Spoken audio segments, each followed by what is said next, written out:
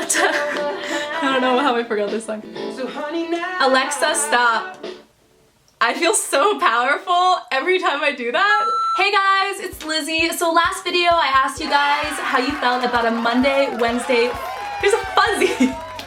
About a Monday, Wednesday, Friday upload schedule, and a ton of you said that you love that so much. You were excited to see a lot more videos. The video before that, I asked you guys to leave comments giving me a ton of video requests, and so if you see right over here on the zebra print board, those pink sticky notes are all the video requests. That's kind of like my video board where I plan what I am filming. So because of that, I'm gonna be constantly looking for your comments, messages, so I can get ideas on what to film, since I'm gonna have to make like so many videos. So make sure that you're subscribed and that you hit the bell icon right next to the subscribe button. If you're not into that, then just come back to my channel Monday, Wednesday, Friday, and you'll see all my new uploads. So I've made a lot of videos lately talking about the wrong way to talk to a girl. I've kind of been ranting about it. A lot of situations I've been in where I feel like I'm getting sexually harassed by the way guys are talking to me. And then I made my Tinder video a couple weeks ago where I was just reading text messages and just like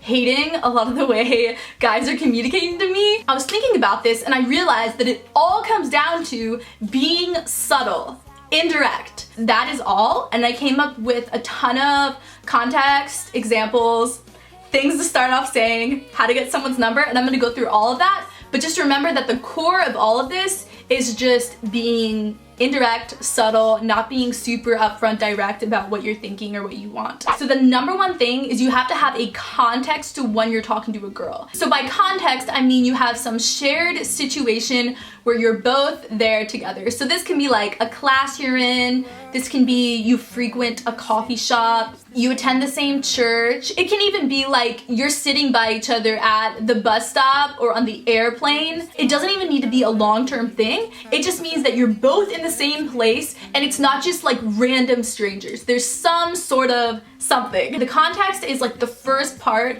of not coming across as creepy or over intense or just making someone feel uncomfortable. So at college, situations like this are ideal. You will have mutual friends, you might have a class together. I went to a really small school, Pepperdine University, a lot of you know. I've talked about it for like the past 4 years. So our school had only 3,000 students, and a lot of times I would just be sitting in the cafeteria. It was like a big hangout place, so a lot of times people would study there, do work. I would just be like, you know, eating my sandwich on my computer working, and a random guy would come up to me, start talking. If you're in high school, that's a context as well. You have classes together, you have mutual friends, you eat lunch, PE, like so many situations. Another example, a few months ago, I met a guy. We were at a political rally. I just happened to, I was standing next to him and he just started talking to me. That was not weird to me because we were both at this event together. We were around the same age, so that wasn't creepy at all. Another situation, and again, this happened at my college, so it makes it a lot easier, but I was moving all my stuff out of my dorm into another dorm, and this guy, I actually talked about this guy in my dating my subscribers video. I'll link it below. This guy knew me from my YouTube channel, like he recognized me, but he didn't tell me. But anyways, his tactic worked really well. So I was moving all my stuff and he's like, hey, do you need help?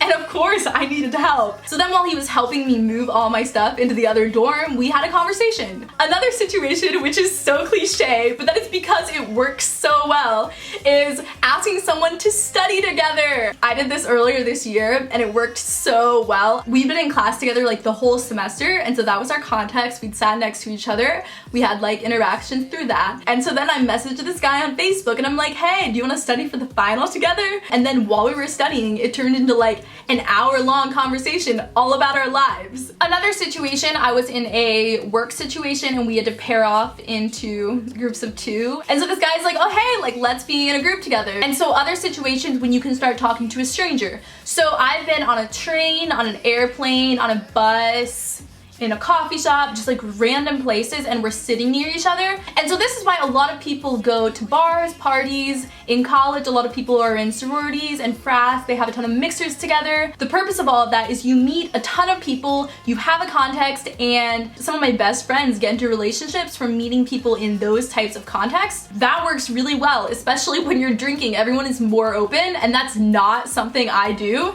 Like, I would never go to a party and meet a guy and start like making out with him. That's not at all like my style. But the reason that works so well is because it's a context. You're at the same place together, everyone is socializing. So once you have the context, how do you talk to the person? So you need to be really chill, calm, just act like they're another person, talk to them like another human being, and you do not at all want to be like, oh my gosh, what's your name? You're really attractive, I really want your number. No, like tone that down so much. Even if you feel that, do not make it seem like that. Calm down. Do not ask her for her name initially. You can do that, but I feel like it works a lot better if you wait. So what I've seen work really well. So this is if you literally have never met this person before, they are a stranger.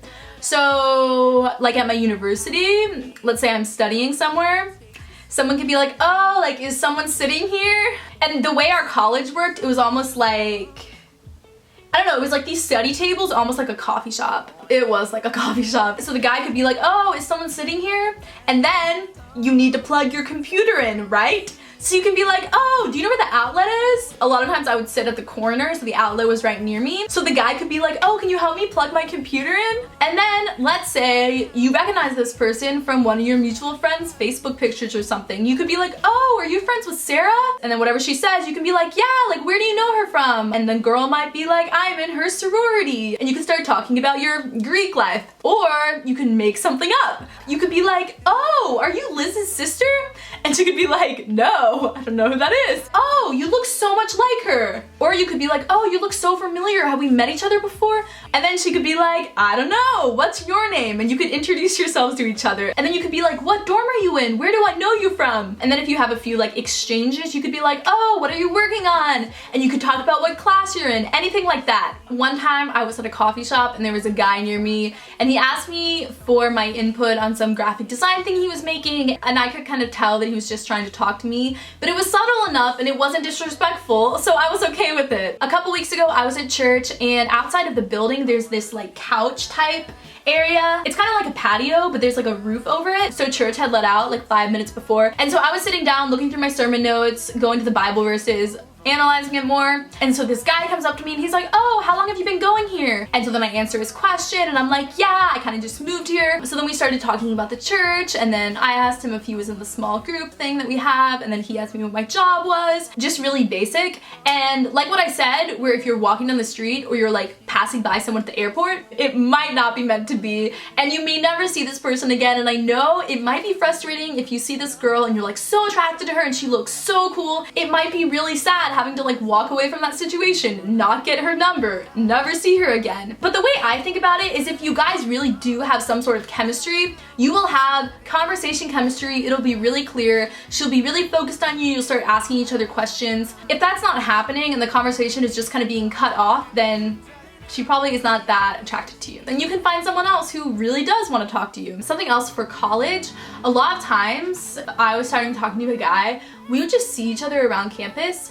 So spend a lot of time outside and the girl you like might just like run into you and start talking to you. If you've had several conversations with a girl and she's interested in you, then I think it's very normal for her to say hi to you, come and talk to you, which just gives you another opportunity to have a conversation. But the best way to get someone's number is to kind of have an excuse. And so if you ask her to study together, you can be like, oh, like, can I have your number so we can meet up? What time do you want to meet up? I also think Facebook works really well, especially, I mean, only if you have a ton of mutual friends. So like if you go to the same high school or the same college, you can message them on Facebook rather than texting them. I think a lot of times, several times, I've just started messaging someone on Facebook, or a guy has just started messaging me kind of like out of nowhere. Like if you meet someone and then you want to touch base, talk to them again. I don't think that's creepy at all. If you have like 70 mutual friends with someone and you met them before, for them to start messaging you, it's pretty normal. And of course it comes across that you might be interested, but it's okay to come across like that if you are interested. So in one of the other context situations I gave, if you are studying for a class together, for sure you actually need to study because you need to do well on your assignment or your test or whatever. But the way to kind of move the conversation into actually talking about each other. So this happened earlier this year. I think I said something really negative about the class. I was just like complaining about something. He's like, yeah, I don't like that either. And then there was this one guy in the class who was obnoxious. He was just constantly saying really like sexist, way beyond just not being politically correct. Like he would say things that were so offensive, outrageous. And so we were talking about that, laughing. So if you're in that situation, you can ask the person, yeah, so how do you like the class? You can complain together about how the assignments are like way too intense, way too difficult. You can bond over how much you dislike the professor. If the conversation doesn't steer away from studying into actually talking to each other, then maybe you just don't have chemistry. In college, when I was meeting a new person, I would always ask them what their major was, what dorm they were in, where they're from, why they came to Pepperdine, just like a ton of questions. And so I hope you're realizing that when you're talking to someone you're attracted to, it's as if you're talking to a person you just met. Like there's no difference. One of the songs that I absolutely love, it's kind of my philosophy on like dating, is Take Your Time. Alexa, play Take Your Time. Take Your Time by Sam Hunt. I don't know you, but I want to. I don't want to change your mind. I don't have to make you love me. I just want to take your time. I don't want to. Alexa, stop. Yeah, so I think you get the idea. You just need to treat it like you just want to talk to someone, get to know them, that's it. I don't have to make you love me. I just want to take your time. That's exactly how I feel. Listen to the whole song, I'll link it below. But the idea is just like, you can't treat her like, oh my gosh, she's so attractive, I really want to date her. Like, do not treat it like that. Like, you just met this person. Look at it as if you're just talking to a stranger, someone you just met, and you just want to get to know each other, talk about your lives, and maybe it'll turn into something. But you cannot go into a situation expecting it to turn into something, or you're gonna just start viewing her as someone to get, and it's gonna just be really intense, and you're not gonna be able to be yourself. So just be chill, be normal, don't make it more than it is. So I've made a ton of videos on my channel talking about body language indicators. I should probably make an updated one soon. I might make a video like signs a girl likes you part 2. I know I made the other one like 5 years ago, but just being able to read someone's body language is so important in situations like this. I will talk to anyone, and I think a lot of people are like this. Most people are extroverts and even introverts. Some of them are super open, outgoing, and are fine with talking to new people. So these are just some things to look out for if you're talking to someone and they really don't want to talk to you, or they want to stop talking to you. So I think the first one is headphones. So most of the time I'm wearing headphones. This is like I said in my video where I was like, why I don't date my subscribers. I was saying like I'm so different in person. So I usually always have my headphones on. So this is something that happened this year. So I was sitting at a bus stop. Yes, I take the bus. I cannot drive safely when I'm in like a manic episode or in a depression episode, so sometimes I take the bus. So I was sitting at the bus and someone comes up and he's like, yeah, like, how long have you been waiting here? Do you know when the bus is coming? Which, normal conversation, totally fine. So I'm reading a book, and when I read books, it's really intense. Like I have highlighters, pens, all of that. And so this guy wanted to talk to me again while I was looking at my book. I think it's totally fine if you talk to someone, maybe they look away, maybe try again, maybe you're misreading them. But I'd say if 3 times they're putting their headphone back in, looking back at their book, turning away from you, then they really don't want to talk to you. And so another thing too is if she actually wants to talk to you, she'll probably take like both headphones off. So if she continually keeps her headphone in, tries to put her other one back in, then she's not enjoying the conversation. If someone starts talking to me who I want to talk to, I will like turn around, face them, sit up straight, I will listen. Obviously, everyone is completely different in how they talk, listen, act in conversation, so it's difficult to know exactly what she's thinking, but just see if she's really intent in how she's listening to you, whether or not she's asking follow-up questions, and more so, since you're initiating the conversation, see how much she shares with you. So if it's a really short response, then she probably doesn't want to talk to you, but if she gives like kind of longer answers, then that might mean that she does want to talk to you.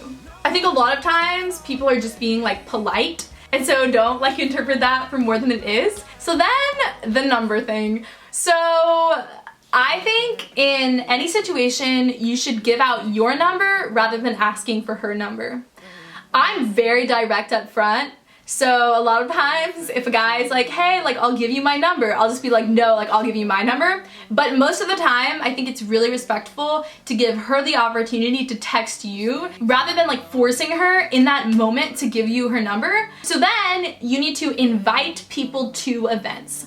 I am like a pro at this. Every time I'm interested in a guy, I just start inviting him to all these things. I invite people to Bible studies. One time, one of my best friends, when she really liked this guy, she joined my Bible study that he was in. Obviously, I don't go out to bars, I don't do drinking, but in situations like that, the common thing is like, oh, I'm going out with my friends tonight. Like, do you want to come? You can bring some of your friends. Another thing, if you're at a college, could be like, oh, my friends and I are going to the cafe right now to get lunch. Do you want to come? Another time, a guy asked me to come to this like worship service. This is like the most like Christian school cliche video. And so I hope you're realizing that you just want to make it seem like you need someone to help you with something, or you're just going somewhere, like you can come along if you want. Just make it super subtle, super chill.